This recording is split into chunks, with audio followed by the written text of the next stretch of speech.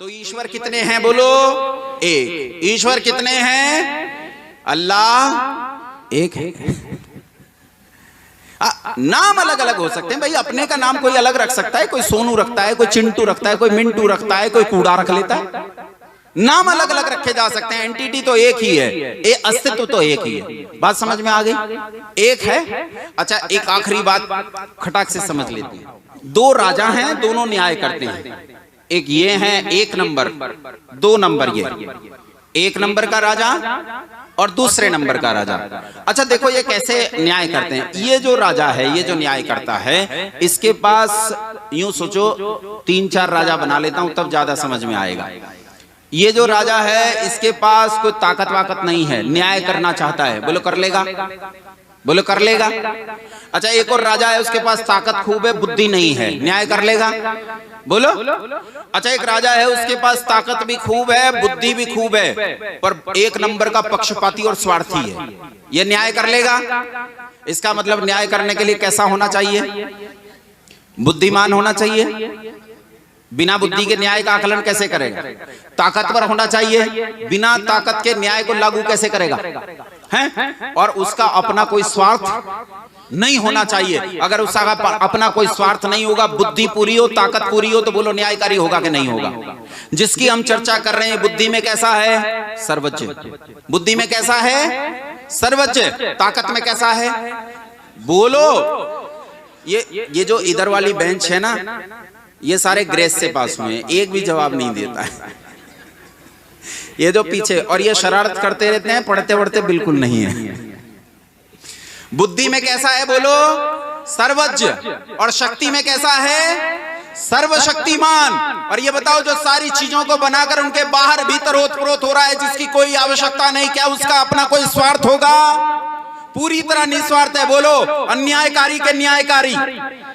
न्यायकारी नहीं, शक्ति में पूरा, बुद्धि में पूरा, निस्वार्थपन में पूरा, इसलिए न्यायकारी भी पूरा। यह पूर्ण न्यायकारी है, इसके न्याय में कोई दोष नहीं होता। समझ में आया? अच्छा न्यायकारी क्या करता है? एक जज है, न्यायकारी है। इस जज को किसी ने कहा कि महाराज हत्या तो कर दी है, गलती हो गई, लेकिन माफ कर दो। ये बहुत रिक्वेस्ट करे तो क्या जज माफ कर देगा? अगर न्यायकारी है, बोलो बोलो। अच्छा अगर ये कहे कि भाई साहब 50,000 रुपए की रिश्वत ले लो, अब छोड़ दो, और अगर इसने छोड़ दिया तो बोलो न्याय हुआ क्या? अन्याय। अच्छा अगर 5.25 रुपए की रिश्वत लेकर छोड़ दे, देखो अब कैसी लगी भीतर जाकर, है ना? 50,000 में तो ठीक था। 2 बकरों की रिश्वत लेकर छोड़ दे अगर, है? हमारा एक त्योहार आता है, फला त्योहार पे हम कुत्ते बकरे गधे सुअर सब काट के खा जाएंगे। नहीं, शायद सुअर नहीं खाते हैं, क्या पता खा लेते हैं, हमें क्या पता। तो कुछ की शक्ल मिलती है इसलिए मुझे लगता है शायद खाते होंगे। क्या ये 2 बकरों की रिश्वत लेकर माफ कर दे तो वो न्याय होगा? 50,000 रुपए की रिश्वत लेकर माफ कर दे तो क्या यह न्याय होगा? बोलो। क्या 5.25 रुपए की रिश्वत लेकर माफ कर दे तो न्याय होगा? अच्छा अगर इसकी पत्नी बिगड़ जाए, जज की कहे देख भाई ये लड़का मुझे बहुत अच्छा लग रहा है, अपने बेटे जैसा लग रहा है, इसे माफ कर दे, या तो तू इसे माफ कर दे, नहीं तो ये पकड़ अपना कुंडी सोटा, मैं तेरे साथ नहीं रहूंगी। अगर तब ये माफ कर दे, बोलो न्याय हुआ क्या अन्याय? अगली सुनो। अगर इस व्यक्ति को वास्तव में सच्चा पश्चाताप हो जाए और जज भी समझ जाए कि इसे वास्तव में सच्चा पश्चाताप हुआ है, और ये कहे कि जज साहब गलती हो गई, वास्तव में गलती हो गई, लेकिन अब जीवन में ऐसी गलती नहीं होगी, ये हृदय से कह रहा हूं, और जज को भी इसके हृदय की सच्चाई का बिल्कुल यथावत ज्ञान हो जाए, तब भी अगर जज इसे माफ कर दे तो जो मरा है उसके और उसके परिवार वालों के साथ जो हुआ वो न्याय के अन्याय? बोलो। इसका मतलब है माफी किसी सूरत में न्याय नहीं हो सकती। माफी अन्याय होती है, अन्याय होती है, अन्याय होती है। जो मत पंथ मजहब गुनाहों की माफी करवाते हैं, जो कहते हैं कि गुनाहों की माफी हो जाती है, आपको गुनाहों से छुट्टी हो जाएगी, वो झूठ बोलते हैं, सफेद झूठ बोलते हैं, आपको बहकाते हैं। ईश्वर संसार में किसी को माफ, एक जब मैं आया यहाँ तो एक गीत सुन रहा था रास्ते में, राम जी का एक भजन सुन रहा था, उसमें राम जी के स्थान पे ईश्वर रख लो। तो वो कहता है मेरे दाता के दरबार में सब लोगों कर खाता, सब ऐसे थोड़ा सा भोजपुरी है उसमें, तो कहता है मेरे दाता के दरबार में सब लोगन कर खाता, जिसकी जैसी करनी वैसा ही फल पाता, मेरे दाता के दरबार में सब लोगन कर खाता। कहता है जैसा जैसा करता है, इतना सा भी करता है ना, इतना सा भी, इतना सा ही मिलता है। शरीर से करता है, शरीर का उत्तर देगा, मन से कर्म करेगा, मन का फल देगा, वाणी से कर्म करेगा, वाणी का फल देगा, जैसा कर्म करेगा वैसा फल। बोलो कैसा है? पूर्ण न्यायकारी। कैसा है? ये न्याय सब पर एक जैसा बरसता है, पूरी दुनिया पर, इसलिए दयालु है। इसलिए कैसा है? अब जल्दी जल्दी समझो, जल्दी जल्दी समझो। ये केवल चेतन है। कैसा है? केवल जड़ नहीं, जड़ इतना सा भी नहीं है। जड़ परमाणुओं से मिलकर बनता है, और जो परमाणुओं से मिलकर बनता है उसकी कोई शुरुआत होती है। ये परमाणुओं से मिलकर नहीं बनता, इसलिए इसकी कोई शुरुआत नहीं है, और जिसकी शुरुआत नहीं होती उसे कहते हैं अनादि। क्या कहते हैं उसे? अनादि। और जिसका आदि ही नहीं है, जिसकी शुरुआत नहीं है, उसका कोई अंत होगा क्या? इसलिए वो अनंत है। कैसा है? 12 हो गए भाई, आप लोग गिन रहे हो कि नहीं मुझे पता नहीं, गिनते रहना। 11वां वो अनादि है और 12वां वो अनंत है। और जब इसका कोई आदि नहीं है, इसका अर्थ है इसका कभी कोई जन्म नहीं हुआ, और जिसका जन्म नहीं होता उसे कहते हैं अजन्मा। क्या कहते हैं? अजन्मा। और जिसका जन्म नहीं होता वो मरेगा क्या? अच्छा बताओ, मृत्यु का कारण क्या है? जन्म। कोई कहता है मैं मृत्यु से छूटना चाहता हूं, जन्म ना ले, छूट जाएगा। जन्मेगा तो मरेगा, ये जन्मा ही नहीं है इसलिए मरता भी नहीं है। 13वां ये अजन्मा है और 14वां ये अमर है। कैसा है? जब परमाणुओं से मिलकर नहीं बनता तो भैया ये पुराना भी नहीं होता, और जो पुराना नहीं होता उसे संस्कृत भाषा में कहते हैं अजर। कैसा है? बोलो कैसा है? एक एक परमाणु के भीतर है।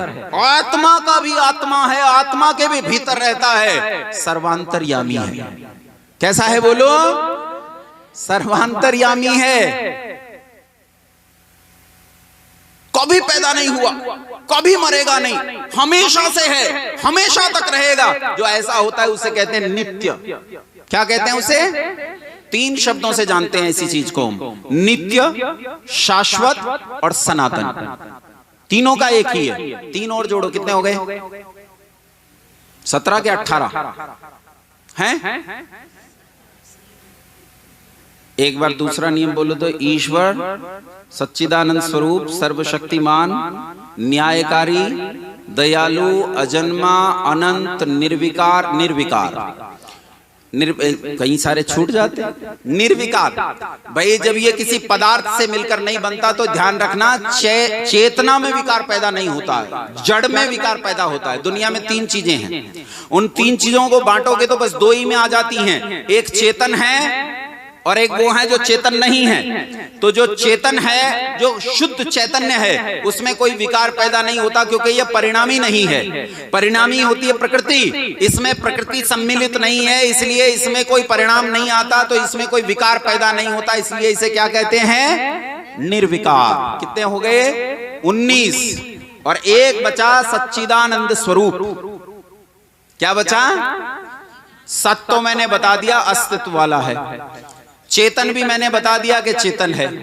अब ये समझ लो जिसमें कोई विकार नहीं है, जिसमें कोई विकार नहीं है, जो सृष्टि का कर्ता है, बनाने वाला, पालन करने वाला और प्रलय करने वाला है, जो ऐसा है, उसमें आनंद के सिवाय कुछ नहीं होता, उसमें दुख का लेश भी नहीं है। जो ऐसा है उसे कहते हैं सच्चिदानंद स्वरूप। क्या कहते हैं उसे? बोलो सच्चिदानंद स्वरूप। और इसमें सबसे शुरू में एक शब्द आया था ईश्वर, आखिरी है ईश्वर। ईश्वर कहते हैं सामर्थ्यवान को। किसे कहते हैं? बोलो सामर्थ्यवान को।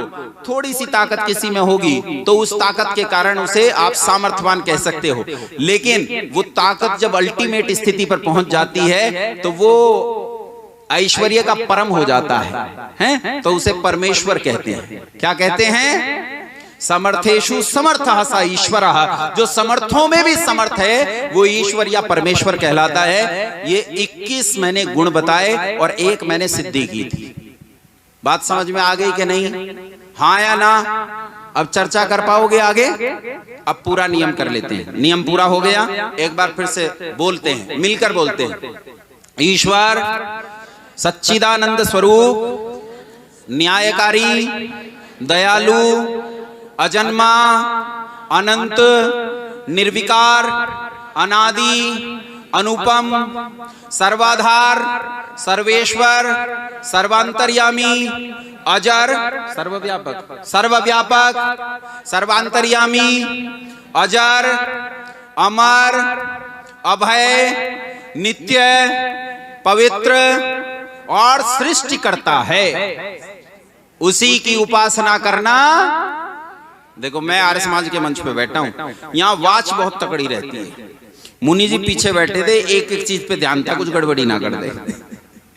एक छूट गया था सर्वव्यापक, खट से पकड़ लिया, ये गड़बड़ी कर रहा है, कहां जा रहा है भाई, एक छूट गया है बीच में। तो यहाँ एक पंक्ति और बनती है, उसी की उपासना करना योग्य है।